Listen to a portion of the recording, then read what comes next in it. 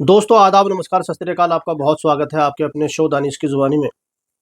कोई भी एफआईआर होती है और क्राइम होता है, मर्डर होता है और उसके बाद पुलिस क्राइम सीन पर जाती है और उस क्राइम सीन को अगर पुलिस ऑफिसर बारीकी से जांचें और देखें तो बहुत जल्दी अपराधी जेल की सलाखों के पीछे होता है।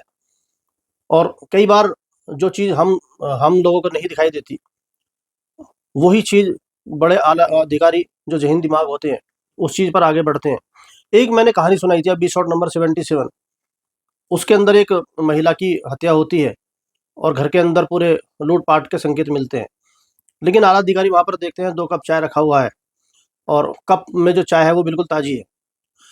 यहाँ पर जो लूट-पाट का मामला था, पुलिस ऑफिसर का दिमाग उसमें ठनकता है और उनको यही लगता है कि कोई भी महिला किसी लुटेरे को चाय नहीं पिलाएगी, हो ना हो कोई ना कोई अपना था और हत्या को लूट-पाट में तब्दील करके पुलिस को भटकाया जा रहा है। और फिर वो उसी तरीके से इसकी तफ्तीश करते हैं और जिससे पता चलता है कि लूट-पाट नहीं थी, था मर्डर और उसको लूट-पाट में घुमाया गया था।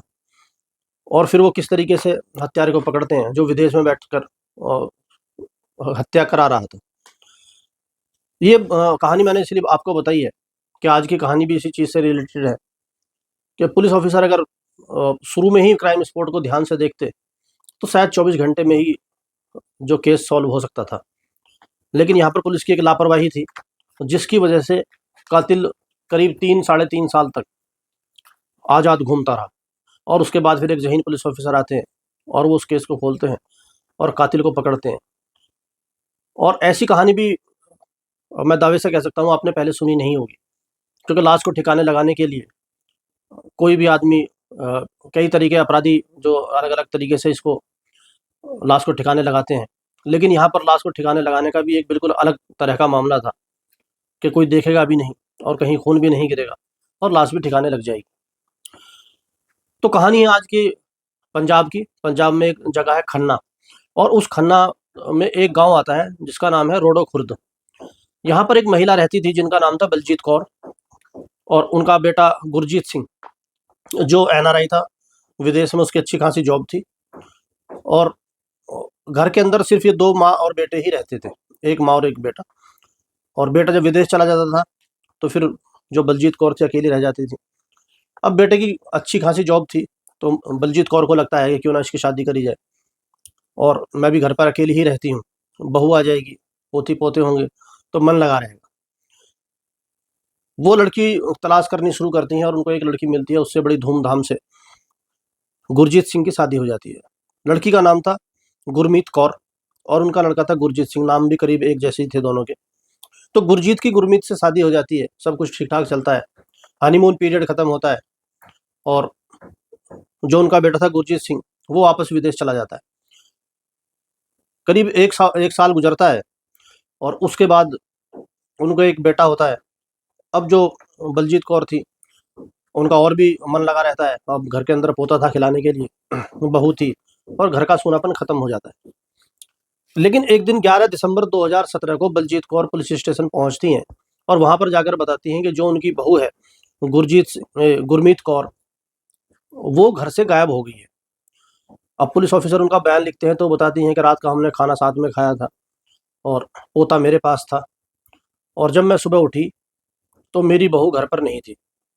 अब पुलिस घर पर जाती है, वहाँ चेक करती है तो जो बहू है गुरमीत कौर, उसका मोबाइल फ़ोन घर पर ही है और वो ना ही कोई कपड़े लेकर गई थी और उसका पासपोर्ट वगैरह भी सब घर पर ही बरामद होता है। अब यहाँ पर पुलिस जो आस-पास के पुलिस स्टेशन थे वहाँ पर पता करती है कि कोई ऐसी लावारिस लाश मिली हो या कोई ऐसी गुमशुदगी की कोई ऐसी लाश है जिसकी पहचान नहीं हो रही है। ये सारी चीज़ पुलिस अपने लेवल पे पता करती है और फिर जो बहू है उसके घर पे जाती है।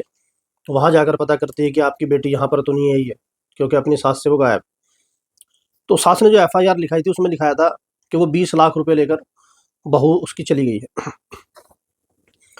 अब यहाँ पर पुलिस तफ्तीश शुरू करती रहती है लेकिन पुलिस को किसी भी तरह का कोई क्लू नहीं मिलता। उसके बाद फिर वो बलजीत कौर को से बात करते हैं पुलिस ऑफिसर और वो कहते हैं कि आप ज़रा सोच के बताओ कोई भी ऐसी छोटी से छोटी बात, कोई क्या उसका ऐसा कोई पुराना आशिक था या किसी के साथ उसका अफेयर था, तुम्हारे रिश्ते उसके साथ कैसे थे, तुम्हें किसी पर शक है? तो यहाँ पर जो बलजीत कौर हैं, वो दबी ज़ुबान में बताती हैं कि हमारी बहू का पहले एक अफेयर था एक सतेंद्र नाम के व्यक्ति के साथ, जो उनके गांव के आसपास ही रहता था, और किसी कारण से उनके माता पिता ने उनकी शादी नहीं करी, और फिर उसकी शादी मेरे बेटे से हो गई। अब पुलिस अपनी टीम लेकर वहाँ पहुँचती है सतेंद्र के घर। तो वहाँ पर जाकर पता लगता है तो सतेंद्र का जितना भी परिवार है, जो उसके घर खानदान के लोग हैं, सब विदेश में रहते हैं, और सतेंद्र के घर पर ताला लगा हुआ था। अब यहाँ पर पुलिस को थोड़ा हल्के में लेती है, उसको लगता है कि बहू का सतेंद्र के साथ अफेयर था, और वो हो सकता है सतेंद्र के साथ भाग गई। कुल मिलाकर वो अपनी जो तफ्तीश थी, धीरे धीरे वो ठंडे बस्ते में चली जाती है।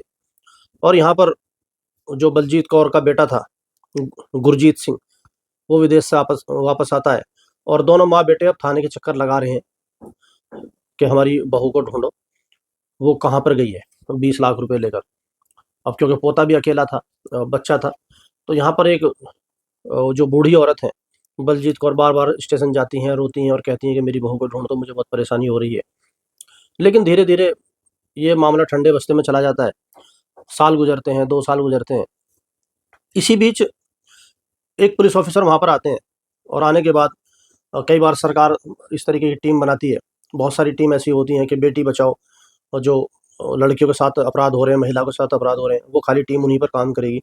बहुत सी बार क्राइम ब्रांच की टीम ऐसी बनती है, जो भगोड़े लोग हैं उन्हीं को पकड़ना है। तो इसी तरीके से अलग अलग टीम बनती रहती हैं। लेकिन यहाँ पर जो जो थाना अध्यक्ष आए थे, उन्होंने आकर देखा कि जो पुराने केस हैं, जो ठंडे बस्ते में पड़े हैं, उनको लेकर आओ। और उन्हीं के बीच में ये गुरमीत कौर की फाइल उन पुलिस ऑफिसर को मिलती है, और वो उसको देखते हैं, पढ़ते हैं, और सारी चीज़ देखने के बाद उनकी वो खुद ये कंफ्यूज होते हैं कि इसमें ऐसा हुआ क्या। जो महिला मिली भी नहीं है, जो बहू थी, और जो सतेंद्र है वो गायब है। तो अब सतेंद्र पर दोबारा से अपने जो जासूस हैं वो लगाते हैं, और इसी बीच पता लगता है कि सतेंद्र अपने घर पर आया हुआ है। पुलिस फौरन वहाँ पहुँचती है और सतेंद्र को गिरफ्तार करती है।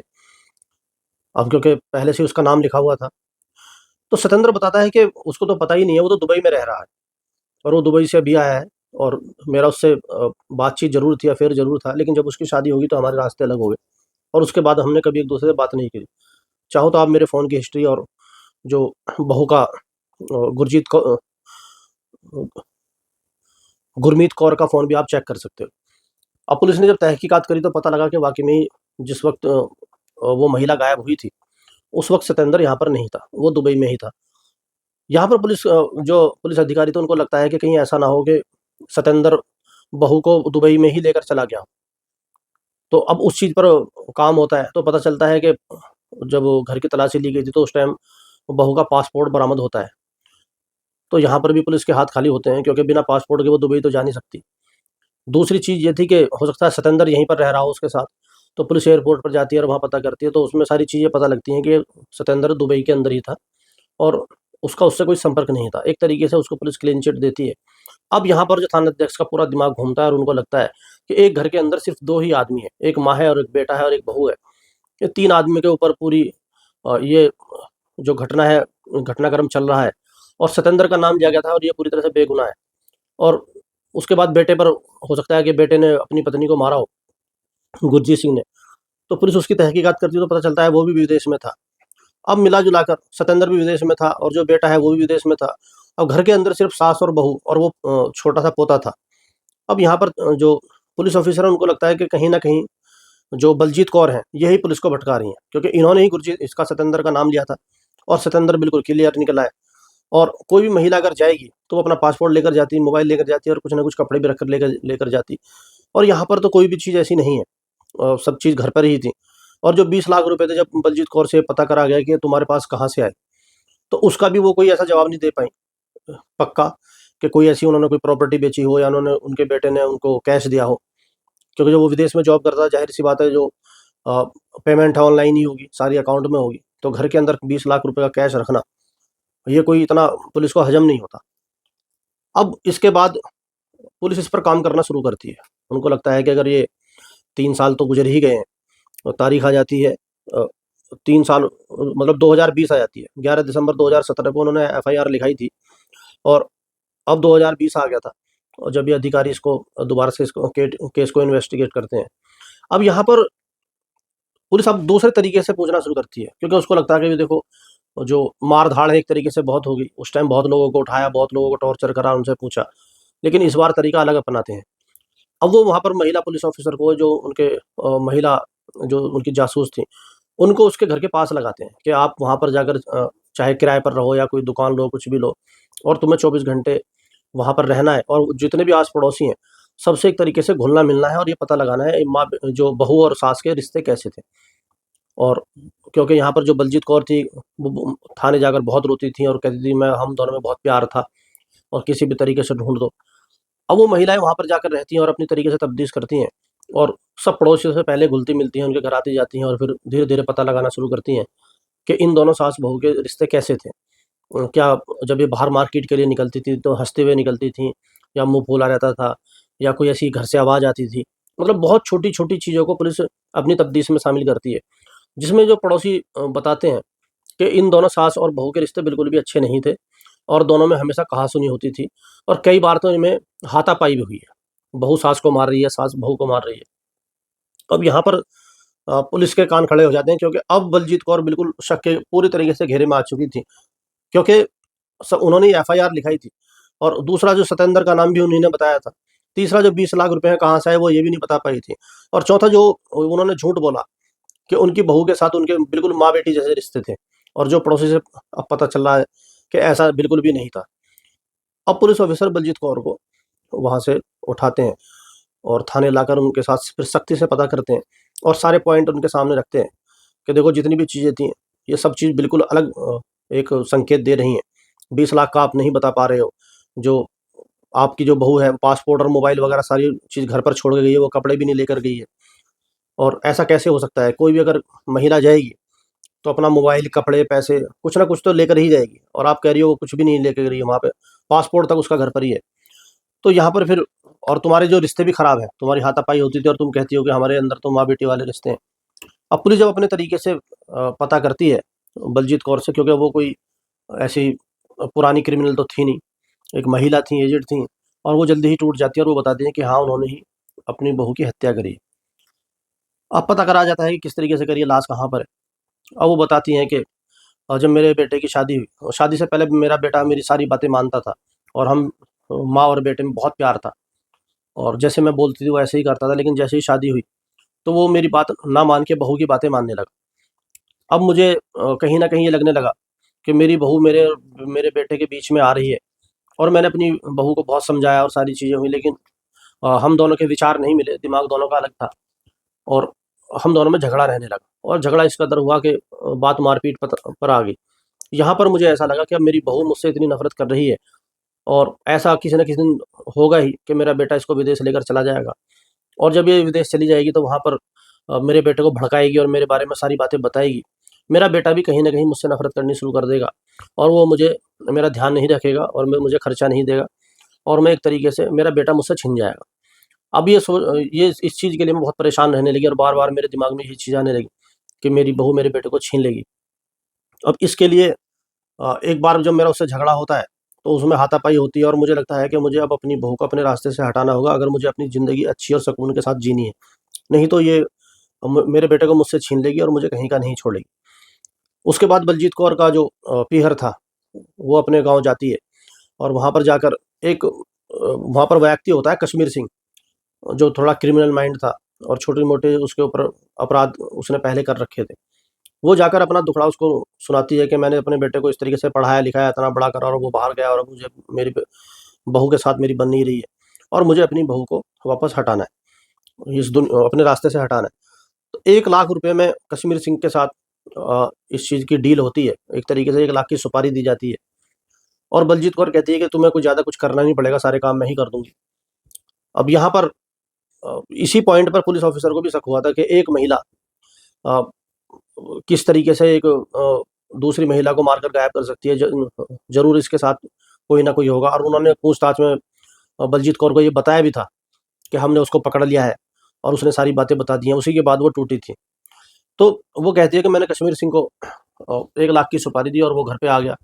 अब घर पे जैसे आया है तो अब बहू को पता है कि ये इनके गाँव के हैं। उसने उनको बताया और वो अच्छा खाना बनाती है और वो बहू को खाना बनाने नहीं देती, कहती है कि मेरा भाई मेरे गाँव से आया है तो मैं ही खाना बनाऊँगी। और वो जो बहू के खाने में नींद की गोलियाँ मिला देती है। अब जब नींद की गोली मिल गई तो उसको नींद आती है और जो बहू थी गुरमीत कौर, वो गहरी नींद में सो जाती है। अब ये दोनों खाना खाते हैं और उसके बाद ये बलजीत कौर अपनी बहू का गला दबा देती है और उसके बाद उसकी मौत हो जाती है। अब मौत होने के बाद दोनों दिमाग लगाना शुरू करते हैं कि लाश को ठिकाने कहाँ पर लगाएं और कैसे लगाएं, क्योंकि अब एक महिला की लाश को बाहर लेकर जाना, जरूर कोई ना कोई हमें बाहर देखेगा या टोकेगा या किसी सीसीटीवी में आ जाएंगे और हम पकड़े जाएंगे, क्योंकि उसके अंदर वजन होता है और किस तरीके से हम उसको लेकर जाएंगे। तो अब बहुत सारी उन्होंने जो ये क्राइम देख रखे थे कि किस तरीके से अपराधी कोई जला देता है, कोई टुकड़े करता है, कोई बहुत सारी चीज़ें ऐसे करते हैं, कोई लाश को ठिकाने कैसे किस तरीके से लगाते हैं। लेकिन यहाँ पर एक इनका जो दिमाग था अलग ही तरीके से काम करता है कश्मीर सिंह का।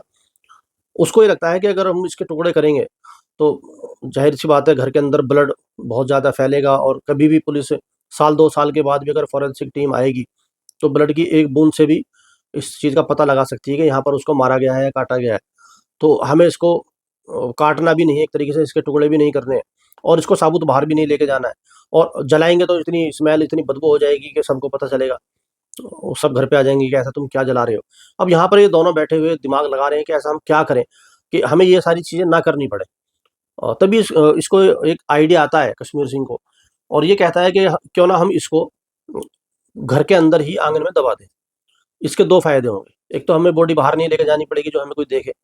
दूसरा फ़ायदा ये होगा कि करीब साल 6 महीने के बाद हम इसको दोबारा जब खोदेंगे, तो उस वक़्त सिर्फ़ हड्डियाँ ही अंदर मिलेंगी। जो मांस है वो सारा गल चुका होगा और हड्डियों को हम किसी भी थैले में रख के आराम के साथ कहीं पर भी फेंक कर आ सकते हैं। मतलब ये कमाल का ही दिमाग कश्मीर सिंह ने लगाया और मुझे बड़ी हैरानी हुई ये सोचकर कि किस तरीके से उसने ये सोचा कि ये साल भर तक हमें पुलिस हमें नहीं पकड़ेगी। अब साल भर हम किस तरीके से साल भर के बाद हम ये सारी चीज़ें करेंगे। खैर वो यही करते हैं और घर के आंगन में गड्ढा खोदते हैं। अब क्योंकि गाँव था, गाँव के अंदर बहुत बड़े-बड़े घर होते हैं लोगों के और उसके अंदर वो बहू को दबा देते हैं और दबाने के बाद उसको फिर एकदम वहाँ से साफ़ करते हैं, जो मिट्टी थी उसको गायब करते हैं।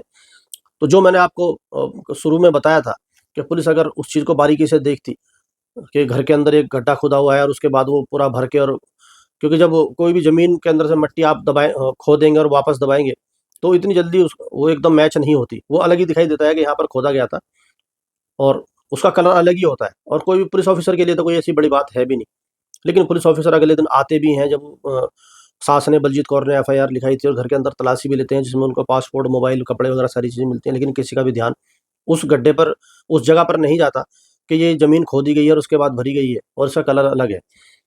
और जो मैंने आपको एपिसोड नंबर 77 का बताया था, उसने सिर्फ़ 2 कप चाय के ऊपर पुलिस ऑफ़िसर ने उस केस को सॉल्व किया था। और यहाँ पर इतनी बड़ी घर के अंदर पहचान है, निशानी है जो दिख रही है और इसको पुलिस नज़रअंदाज कर देती है। क्योंकि अगर उस वक़्त ये चीज़ देखती तो जभी के जभी ये 24 घंटे से भी कम में केस वहीं के वहीं सॉल्व हो जाता। ख़ैर अब वो दबा देते हैं और कश्मीर सिंह अपने घर चला जाता है। उसके बाद करीब 11 महीने बाद अक्टूबर 2018 में 11 दिसंबर 2017 में उन्होंने हत्या करके महिला की शव को वहाँ पर दबाया था।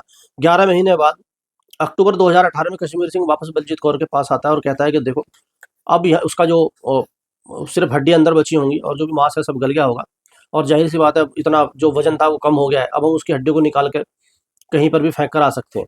क्योंकि आपका बेटा देखो बाहर रहता है और कहीं ऐसा ना हो कि आपको वो विदेश में ही बुला ले, जो गुरजीत सिंह है। और अगर वो विदेश में चला गया तो और उसके बाद फिर ऐसा होता है कि गाँव के मकान का क्या करे और वो उसको बेच दे और जो उसको खरीदे हो सकता है वो उसकी खुदाई करे, नए तरीके से बनाए और इसके अंदर से महिला कंकाल निकलेगा तो हम उसके बाद भी पकड़े जा सकते हैं, चाहे 5 साल, 10 साल, 20 साल बाद भी। तो उसके लिए हमें चाहिए कि अब इसको दोबारा से हम खोदते हैं और इसकी हड्डियों को निकालेंगे और इसकी हड्डियों को हम कहीं और फेंक के आते हैं। और खुदाई होती है और रात में दोनों कश्मीर सिंह और ये बलजीत कौर खुदाई करते हैं और उसके बाद उसका जो अंदाज़ा था बिल्कुल ठीक था क्योंकि 11 महीने हो चुके थे। अब उसके अंदर से सिर्फ़ हड्डियाँ निकलती हैं। वो हड्डियों को सबको इकट्ठा करता है, बाहर निकालता है और उसके बाद मशीन से उसके छोटे-छोटे टुकड़े करता है सारी हड्डियों के और जो कपड़े हैं, उन कपड़ों को एक थैली में डालता है और जो उसकी प्लानिंग थी वो बिल्कुल ठीक थी क्योंकि अब थैले के अंदर तो किसी को शक भी नहीं होगा और उसने छोटे-छोटे पहले ही उसके टुकड़े कर दिए। उसके बाद वो जंगल में जाता है और वहाँ पर उसके कपड़ों में आग लगाता है सारों को और जो भी छोटे-छोटे टुकड़े थे, तो एक कुआँ था, वीरान कुआँ, वहाँ पर जाकर उन हड्डियों को उसने इतने छोटे टुकड़े कर दिए थे कि अगर हड्डी किसी को मिल भी जाएगी, तो ये पता नहीं चलेगा कि इंसान की है जानवर की है, और वो कुएं के अंदर फेंक के आ जाता है। अब खैर, अब ये सारी बलजीत कौर ये सब पुलिस को बयान दे रही है। पुलिस फ़ौरन कश्मीर सिंह को अरेस्ट करती है और उसके बाद घर के अंदर जो गड्ढा था उसको दोबारा खोदती है कि हो सकता है उसके अंदर कोई ना कोई ऐसी हड्डी बच गई हो, लेकिन वहाँ से पुलिस को कुछ मिलता नहीं है। और उसके बाद फिर से वो उस कुएं के पास जाती है जो वीरान कुआँ था, वहाँ पर टीम भेजी जाती है और कुएं के अंदर लोगों को उतारा जाता है, और वहाँ से जो हड्डियों के टुकड़े थे, क्योंकि पुलिस को ये सारी चीज़ें इकट्ठी करनी इसलिए ज़रूरी थी क्योंकि अगर उसने ये कबूल कर भी लिया है दोनों ने कि हत्या उन्होंने करी है, और लाश की कोई भी शिनाख्त, कोई भी ऐसी निशानी नहीं है, तो वे दोनों कोर्ट से छूट सकते थे। तो यहाँ पर पुलिस को ये ज़रूर कोर्ट के अंदर साबित करना पड़ेगा कि हमने उसकी लाश बरामद करी है। तो खैर कुएं के अंदर उतारा जाता है और वहाँ से जो हड्डी थी उनको बाहर निकाल कर फॉरेंसिक भेजा जाता है। तो यहाँ पर जो गुरजीत और गुरमीत कौर का बेटा था, उसके डीएनए से उसकी माँ का डीएनए मैच करा जाता है उन हड्डियों का। और क्योंकि जो कश्मीर सिंह ने बिल्कुल सही बताया था कि उस कुएं के अंदर उसी ने फेंकी थी, और हड्डी का मैच जो डीएनए बच्चे के साथ मैच हो जाता है। अब यहाँ पर जो चार्जशीट थी एकदम बढ़िया स्ट्रॉन्ग पुलिस बनाती है, क्योंकि ये साबित हो चुका था कि उसकी मृत्यु हो चुकी है और ये हड्डियाँ उसी की हैं, डीएनए मैच हो गया है, और दोनों को इसमें गिरफ्तार किया जाता है। और फिर इसके बाद जब ये बात उसके बेटे को, जो विदेश में बैठे थे, गुरजीत सिंह को बताई जाती है, वो वहाँ से विदेश से वापस इंडिया आते हैं और आने के बाद पुलिस से कहते हैं कि ज़रूर तो आपको कोई ना कोई गलतफ़हमी हुई है। लेकिन पुलिस ऑफिसर फिर सारी बातें उसको बताते हैं कि आपके घर में ऐसे गड्ढा था। तो उसको याद आता है और वो बताता है कि हाँ, वो गड्ढा मैंने भी देखा था, लेकिन मैंने भी इतना ध्यान दिया नहीं, और मुझे ऐसा लग नहीं रहा था कि मतलब मेरी माँ ऐसा करेगी। अब क्योंकि पुलिस ऑफिसर सारी बात बताते हैं कि डीएनए मिल चुका है, हड्डियाँ वहाँ पे थीं और घर के अंदर ही पहले उसको दबाया गया था, और 11 महीने में कई बार जो उनका बेटा ये गुरजीत सिंह था अपने घर पे आया था, और उसका कभी भी इतना उसने सोचा नहीं, इतना दिमाग नहीं लगाया, ना ही पुलिस ऑफिसर की उस पे ध्यान गया। लेकिन किस तरीके से 3 साल बाद एक पुलिस ऑफिसर आते हैं और इस बिल्कुल जो कोल्ड केस एक ठंडे बस्ते में चला गया था और उस केस को सुलझाते हैं। तो ये थी आज की सच्ची घटना। उम्मीद है आपको पसंद आई होगी। इस पर आपकी क्या राय है कमेंट में ज़रूर बताएं, और चैनल को लाइक करें, सब्सक्राइब करें। और अब आपसे मुलाकात होगी कल शाम किसी सत्य घटना के साथ। जब तक अपना और अपनों का बहुत ख्याल रखें। बहुत बहुत धन्यवाद।